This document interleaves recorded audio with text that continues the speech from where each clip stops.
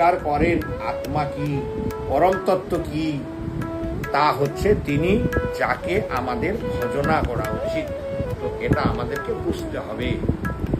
তো আমরা যাকে ভজনা করব তাকে সবসময় স্মরণ করা, যাকে আমি ভালোবাসি। যেমন কোনো ছেলে মেয়ে একে অপরকে ভালোবাসে, সারাক্ষণে ও যত সংসারের কাজ করুক, সে মাতাজি হোক আর ছেলে হোক, প্রভু হোক আর যাই, ও সারাক্ষণে চিন্তা করে কখন সুযোগ পাবো, কখন এই সুযোগ পেয়ে আমি তার সঙ্গে কথা বলবো, ভাগ খুঁজবো। আমাদের এই মনোভাব নেওয়া উচিত। সংসারের কাজ আমরা করছি, কি করে তাড়াতাড়ি করে বেশি করে জপ করব, প্রভুর সেবা করব, প্রভুর মালা গাঁথবো, প্রভুকে আমি এটা দিব, প্রভুর জন্য সুন্দর রান্না করব, মাথায় খেলছে কি রান্না, মেলায় গেল, কোনো উৎসবে গেল, সারাক্ষণে প্রভু কথা চিন্তা করব। জগন্নাথ লীলায় পাই টেইলার, সে ভালো কাপড় দেখলেই বলছে এটা জগন্নাথের হলে ভালো, ভালো কাপড় সেলাই কেউ দিলে, এই যে ভাব, মেলায় যাচ্ছে, খাচ্ছে, সবসময় প্রভুকে চিন্তা করছে, এর নাম হচ্ছে অনন্য চিন্তা, এর নাম হচ্ছে কি মনমনা ভব মদ্ভক্ত।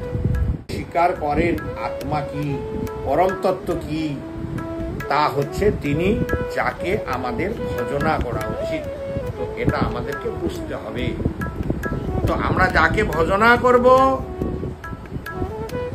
তাকে সবসময় স্মরণ করা, যাকে আমি ভালোবাসি।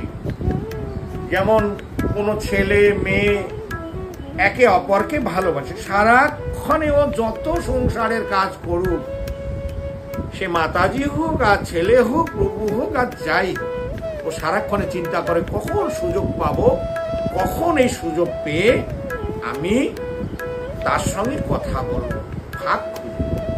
আমাদের এই মনোভাব নেওয়া উচিত। সংসারের কাজ আমরা করছি, কি করে তাড়াতাড়ি করে বেশি করে জপ করব, প্রভুর সেবা করব, প্রভুর মালা গাঁথবো, প্রভুকে আমি এটা দিব, প্রভুর জন্য সুন্দর রান্না করব, মাথায় খেলছে কি রান্না, মেলায় গেল, কোনো উৎসবে গেল, সারাক্ষণে প্রভু কথা চিন্তা করব। জগন্নাথ লীলায় পাই টেইলার, সে ভালো কাপড় দেখলেই বলছে এটা জগন্নাথের হলে ভালো, ভালো কাপড় সেলাই কেউ দিলে, এই যে ভাব, মেলায় যাচ্ছে, খাচ্ছে, সবসময় প্রভুকে চিন্তা করছে, এর নাম হচ্ছে অনন্য চিন্তা, এর নাম হচ্ছে